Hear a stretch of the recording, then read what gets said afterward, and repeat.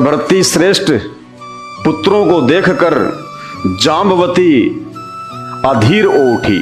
अब श्री कृष्ण जी की, जगन्नाथ भगवान की दूसरी पत्नी कौन? जाम्बवती। अब जाम्बवती नाराज हो गई श्री कृष्ण जी से, और क्या कहा जाम्बवती ने कि मुझे भी प्रद्युम्न जैसा बेटा चाहिए। सत्यभामा से जो प्रद्युम्न का जन्म हुआ था, तो जाम्बवती कहने लगी कि मुझे भी प्रद्युम्न जैसा बेटा चाहिए। किससे कहने लगी? जगन्नाथ से, श्री कृष्ण भगवान से। भगवान श्री कृष्ण से कहा, प्रभु मुझे भी सुयोग्य पुत्र प्रदान करने की कृपा करें। तब तपस्या करने के लिए निश्चित विचार करके भगवान पर्वत पर पधारे। वे उस पर्वत पर गए जहां परम तपस्वी शिव भगत उपमन्यु जी विराजमान थे। पुत्र अभिलाषी भगवान श्री कृष्ण ने उस महाभाग मुनि को गुरु बनाकर उनसे शैवी दीक्षा ग्रहण की और वहीं रहकर कठिन तपस्या आरंभ कर दी। ये भगवान श्री कृष्ण जी, इन्होंने पुत्र प्राप्ति के लिए, एक बेटे की प्राप्ति के लिए और पहाड़ पे जाके तपस्या करनी शुरू कर दी जगन्नाथ ने। फिर क्या होता है? तपस्या करने पर 6ठे महीने में भगवान शंकर प्रसन्न हो गए। कौन प्रसन्न हो गए? भगवान शंकर। सौम्य वेश में पधार कर उन्होंने साक्षात दर्शन दिए। उस समय द्वितीया के चंद्रमा को मस्तक पर धारण किए हुए भूत भावन भगवान शंकर बैल की सवारी पर वहां पधारे।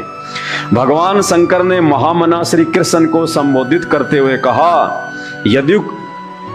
यदुकुल को आनंदित करने वाले महामते श्री कृष्ण, मैं तुम्हारी उत्तम तपस्या से प्रसन्न हो गया। तुम अभिलषित वर मांगो।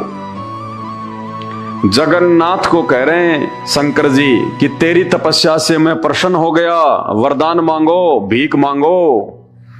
हर जगन्नाथ अब भीख मांगेगा। श्री कृष्ण जी अब शंकर जी से भीख मांगेंगे। बताइए ये काहे के जगन्नाथ है भाई? ये कैसे जगन्नाथ हो गए? जगन्नाथ तो लोगों को देता है। जगन्नाथ से तो पूरी दुनिया भीख मांगती है। जगन्नाथ किसी के आगे हाथ नहीं फैलाता, और वो भी पुत्र प्राप्ति के लिए। तो भाई और बहनों, ये जगन्नाथ नहीं है।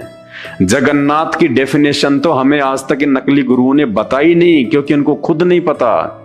ये जगन्नाथ की परिभाषा भी आज संत रामपाल जी ने आके बताई है कि जगन्नाथ किसे कहते हैं? जगत का नाथ, जिससे ऊपर कोई ना हो, जिसको किसी के आगे हाथ फैलाने की आवश्यकता ना पड़े, उसे कहते हैं जगन्नाथ। जो पूरी दुनिया को पुत्र देता है। और यहां आपके जगन्नाथ खुद एक पुत्र प्राप्ति के लिए भीख मांग रहे हैं। यदुकुल को आनंदित करने वाले महामते श्री कृष्ण, मैं तुम्हारी उत्तम तपस्या से प्रसन्न हो गया। तुम अभिलषित वर मांगो, मैं देने को तैयार हूं। मेरा सामने आ जाना संपूर्ण कामनाओं की सिद्धि का सूचक है। अब कोई भी मनोरथ शेष नहीं रह सकता।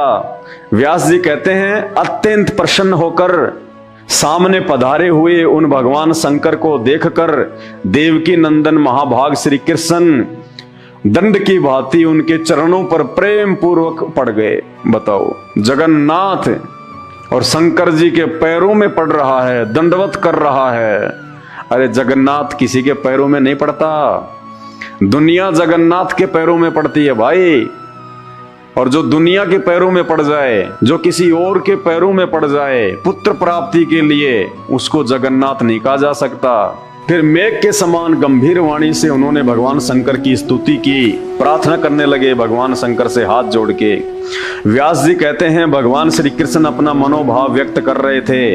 अभी बात समाप्त नहीं हुई थी कि भगवान शंकर ने उत्तर देना आरंभ कर दिया। और क्या कहा भगवान शंकर ने? शत्रुसूदन श्री कृष्ण, तुम्हें बहुत से पुत्र होंगे, 16,050 तुम्हारी स्त्रियां होंगी, प्रत्येक स्त्री से 10-10 बालक होंगे, सब में असीम बल होगा। यूं कहकर प्रिय दर्शन भगवान शंकर चुप हो गए। महाभाग श्री कृष्ण हाथ जोड़े खड़े रहे।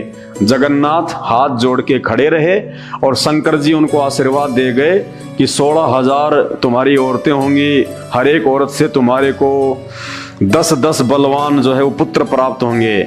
यानी श्री कृष्ण जी को जो पुत्र प्राप्त थे वो उनकी अपनी शक्ति और अपनी सामर्थ्य से नहीं थे।